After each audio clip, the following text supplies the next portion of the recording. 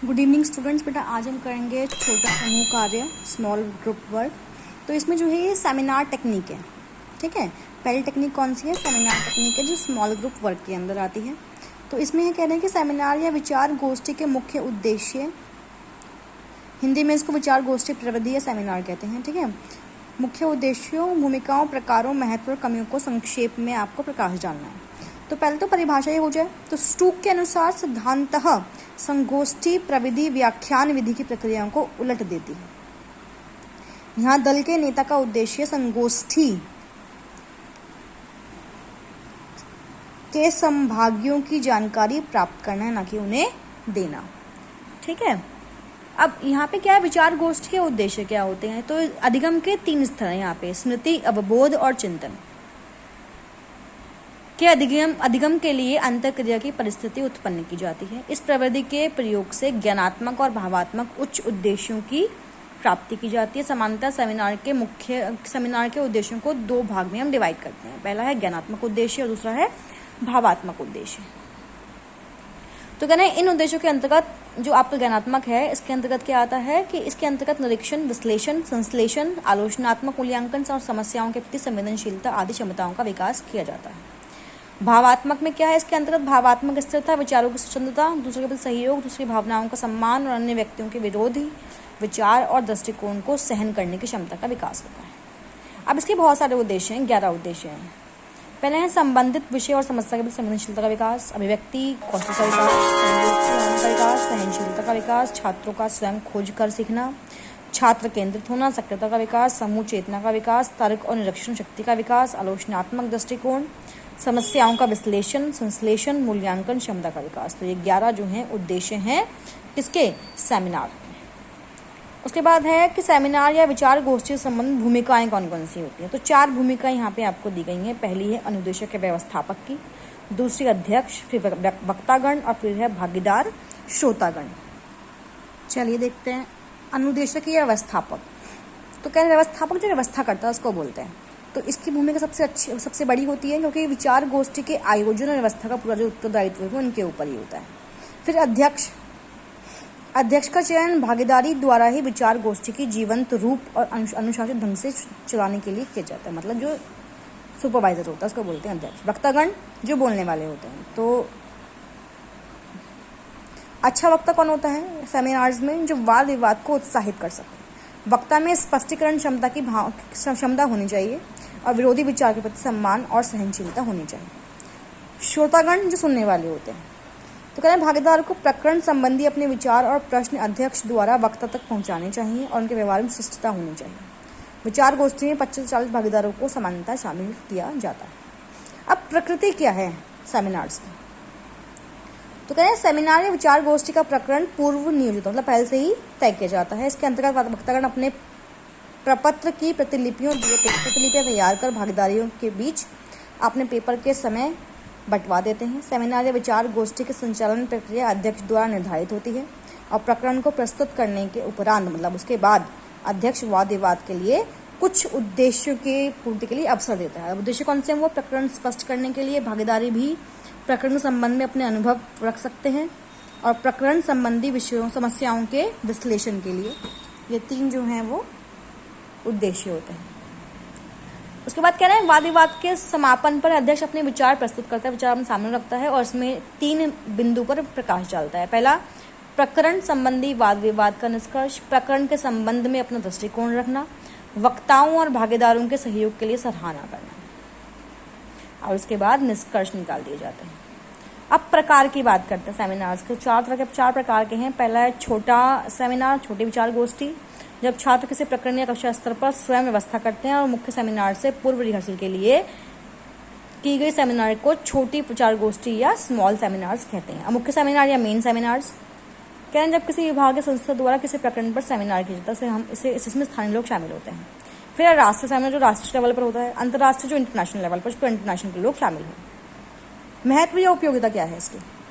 इससे उच्च स्तर के ज्ञानात्मक और भावात्मक उद्देश्यों की प्राप्ति होती है। चिंतन स्तर का अधिगम होता है, फिर आंतरिक मूल्यों का विकास होता है, आलोचनात्मक चिंतन के निष्कर्ष निकाले जाते हैं, प्रस्तुतिकरण और तर्क करने की क्षमताओं का विकास होता है और स्वतंत्र अध्ययन को भी प्रोत्साहन मिलती है।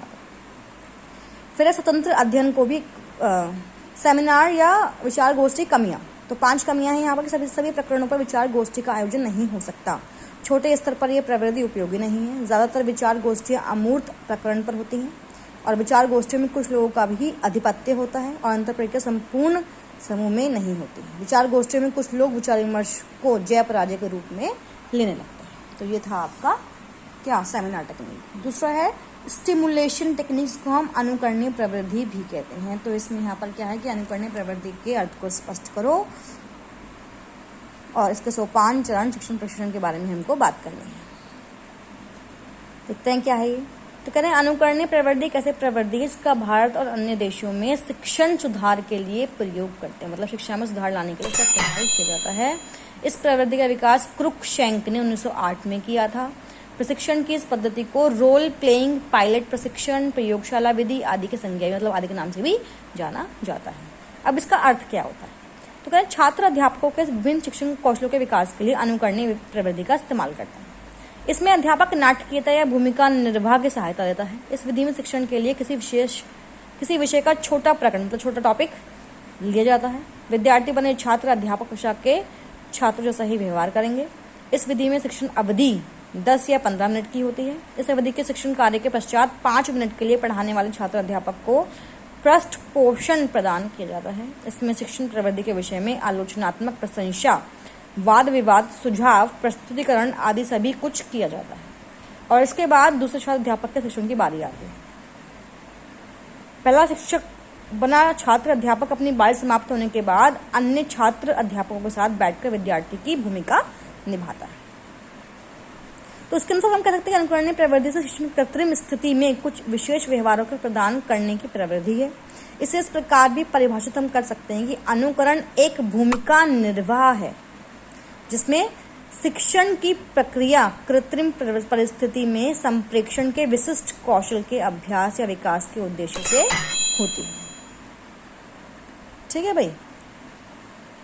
तो मतलब इसके अंदर जो है बच्चे अध्यापक बन के कक्षा में पढ़ाते हैं और अध्यापक जो है छात्र की भूमिका निभा के उसमें अपना योगदान देता है। अब क्या सोपान है, क्या चरण है? तो पहला है भाग लेने वाले को परिचित करवाना, कि भाग लेने वाले प्रत्येक छात्र अध्यापक को स्थिति से परिचित कराता है कि वह किसी स्कूल में नया अध्यापक। सूचना प्रदान करना दूसरा सोपान है कि छात्र अध्यापक को आवश्यक सूचना प्रदान की जाती है और नए अध्यापक की समस्याओं के समाधान के लिए अवसर दिए जाते हैं।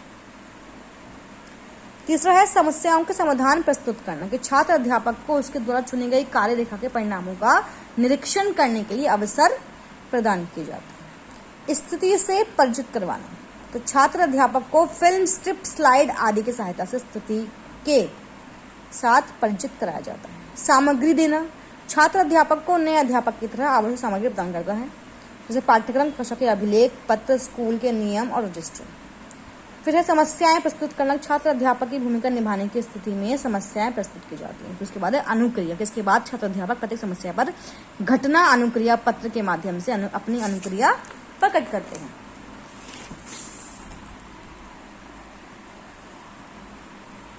अगला सोपान है कि निर्णय का संचालन, कि छात्र अध्यापक समस्याओं को प्रभावित करने वाले कारकों को पहचानता है और जितनी भी संबंधित सूचना है उसको एकत्रित करके उचित क्रिया का सुझाव देता है और फिर वो निर्णय का संचालन करता है और उसे व्यवहार में लाता है। फिर एक छोटे समूह में वाद विवाद, उसके बाद छोटे छोटे समूह बनाकर छात्र अध्यापक वाद विवाद करते हैं और समूचे कार्य का विश्लेषण करते हैं। उसके बाद है बड़े समूह में वाद विवाद करना, कि छोटे समूह में वाद विवाद के बाद वाद विवाद का आयोजन बड़े समूह में किया जाता है। लास्ट है विश्लेषण को आगे बढ़ाना, कि बड़े समूह में वाद विवाद के बाद विश्लेषण को आगे बढ़ाया जाता है। वाद विवाद का उद्देश्य किसी स्तर पर पहुंचना नहीं होता, लेकिन विश्लेषण को आगे बढ़ाना है। मतलब हमें किसी जवाब की खोज नहीं है, हमें विश्लेषण को आगे बढ़ाना होता है। अब लाभ या उपयोगिता क्या है इस स्टिमुलेशन टेक्निक? पहला है इस प्रवृत्ति द्वारा छात्र अध्यापकों को संभावित हास्यास्पद की स्थिति से बचाया जा सकता है, जिससे छात्र अध्यापकों में आत्मविश्वास भी पैदा होता है। इस प्रवृत्ति द्वारा छात्र अध्यापकों को कक्षा के तरीकों से अवगत कराया जा सकता है, जिन्हें जानना शिक्षकों के लिए बहुत जरूरी है। प्रेक्षकों द्वारा दिए गए सुझावों के परिणाम स्वरूप छात्र अध्यापकों के व्यवहारों को सुधारा जा सकता है। उनमें प्रश्न पूछने के कौशल का विकास होता है। छात्र अध्यापकों में शिक्षण के सामाजिक कौशल के विकास में यह प्रवृत्ति सहायक होती है। अनुकरणीय शिक्षण प्रदर्शन पाठों का स्थान ले सकता है। कक्षा की वास्तविक परिस्थिति में उसी समय निर्णय लेने की सूझबूझ का विकास इस विधि द्वारा संभव है। इस विधि द्वारा छात्र अध्यापक अपने शिक्षण व्यवहारों में सुधार ला सकते हैं। ये सुधार प्रशिक्षकों के सुझावों पर आधारित होते हैं। इससे छात्र अध्यापक शिक्षक और प्रेक्षक की भूमिका निभाता है। इस प्रकार का ज्ञान से वास्तविक कक्षा में उसकी बहुत सहायता करता है। इस विधि के प्रयोग से अभ्यास और सिद्धांत को निकट लाया जाता है। छात्र अध्यापक को शैक्षिक समस्याओं के विश्लेषण के अवसर प्रदान किए जा सकते हैं। छात्र अध्यापकों में व्यवहारात्मक समस्याओं को समझने और उनका सामना करने के लिए सूझबूझ उत्पन्न करने में ये विधि बहुत सहायक होती है। इस विधि से प्रश्नों को एक क्रम में प्रयुक्त करने की क्षमताओं का विकास होता है, जिससे मूर्त से अमूर्त तथ्यों की ओर बढ़ा जा सकता है। फिर है कि विषय वस्तु क्रमबद्ध रूप से प्रस्तुत करने की क्षमताओं का विकास होता है। इस विधि में विषय वस्तु को सारांश रूप में प्रस्तुत करने की क्षमताओं का विकास होता है। अनुकरणीय शिक्षण द्वारा तर्कपूर्ण व्याख्या की क्षमता और प्रदर्शन का भी विकास किया जाता है। देखो भाई, जो ये उपयोगिताएं होती हैं, ये 16 पॉइंट हैं। आप चाहें 10 पॉइंट याद कर सकते हैं, फिर उनको आपको एक्सप्लेन करना भी आना चाहिए। ठीक है, सिंपल वर्ड्स में भाषा में लिखा गया है। अगला क्वेश्चन है, अनुकरणीय शिक्षण प्रवृत्ति के अंतर्गत शिक्षक व्यवहार के विकास के लिए कौन कौन से पद या चरण का इस्तेमाल किया जा सकता है। हमें इसके बारे में पढ़ना है। मतलब व्यवहार का विकास किस प्रकार से हो, हमें उन बातों को यहाँ पे बताना है। तो कह रहे अनुकरणीय शिक्षण प्रवृत्ति में 6 पदों का अनुसरण करने से शिक्षक व्यवहार का विकास किया जा सकता है। शिक्षाविद कार्ल ओपन शो और अन्य व्यक्तियों द्वारा शिक्षक व्यवहार के विकास का वर्गीकरण कुछ प्रकार से किया गया है, जो इस प्रकार से है। 4 स्तरों में बांटा गया है। पहला है स्रोत स्तर, इसे अभिप्रेरणा या स्रोत भी कहते हैं। दिशा स्तर अपेक्षित व्यवहारों का स्वरूप होता है। कार्य स्तर व्यवहारों के स्वरूप की सार्थकता देखते हैं। संकेत स्तर आखिर स्तर या संप्रेषण का स्वरूप भी सुनिश्चित करते हैं। अब इसके जो है अंतर्गत 4 स्तरों में विभाजन किया गया है। अब 4 स्तर कौन से हैं? पहला है प्रथम व्यवहार स्तर को स्रोत आकार, मतलब सोर्स डायमेंशन।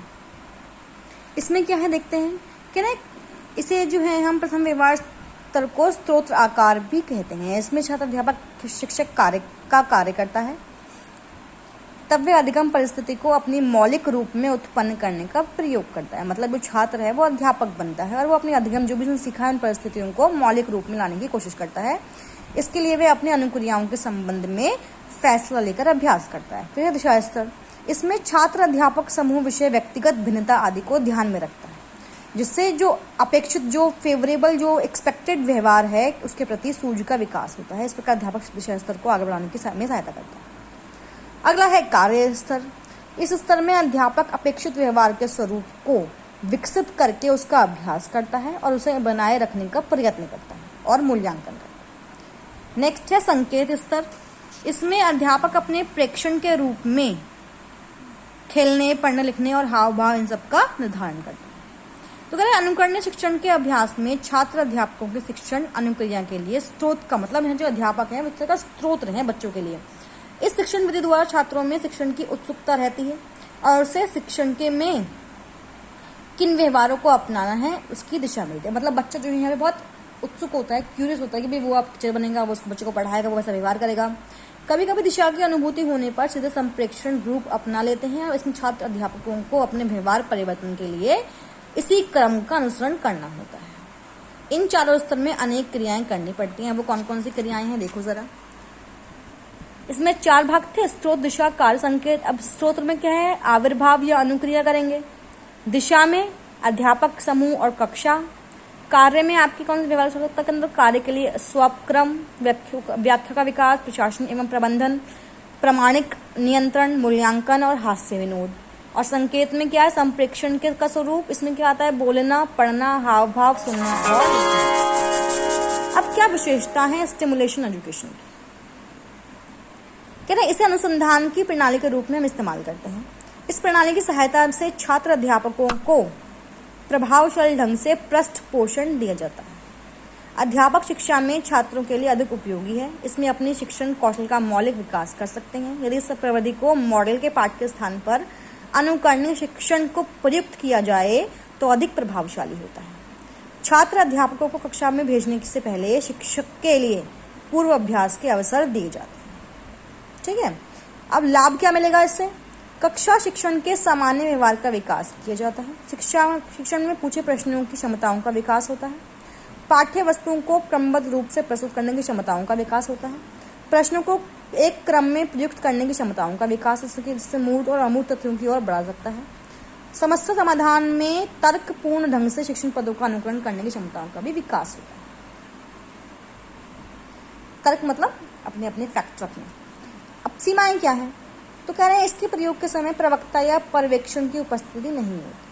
एक ही विषय के छात्र अध्यापक का एक साथ इस प्रविधि का अभ्यास नहीं हो सकता है। शिक्षण के अंत में जो वाद विवाद किया जाए, इसकी विशेषता निदानात्मक होनी चाहिए, मतलब निदान होना चाहिए उसका, मतलब रेमेडी के बाद उसका कुछ सुधार उसको होना चाहिए। उसे व्यवहार और अनुपस्थिति की प्रशंसा करनी चाहिए और व्यवहार के रूप में सुधार के लिए सुझाव नहीं दिए जाते। शिक्षण व्यवहार क्रम के विकास का अनुसरण करना चाहिए, तभी छात्र अध्यापक इसके अभ्यास में रुचि लेंगे। छात्र अध्यापक की पाठ्य योजना छोटी नहीं होती और पाठ्य वस्तु पर स्वामित्व नहीं होता।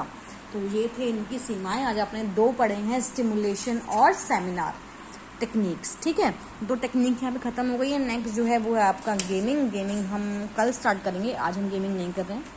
ठीक है, धीरे धीरे चल रहे हैं हम, कोई इतनी हमें अभी आराम से समझ में आना ज़रूरी है बेटा। ठीक है, रेस लगा दें, रेस लगाने में क्या है कुछ समझ में नहीं आएगा, बट जो टॉपिक्स आपको कराए गए हैं वो आप अच्छे से समझ लें और उसके अनुसार ही अपनी जो है पढ़ने की स्केड्यूल बनाएं आपको अपना। ठीक है।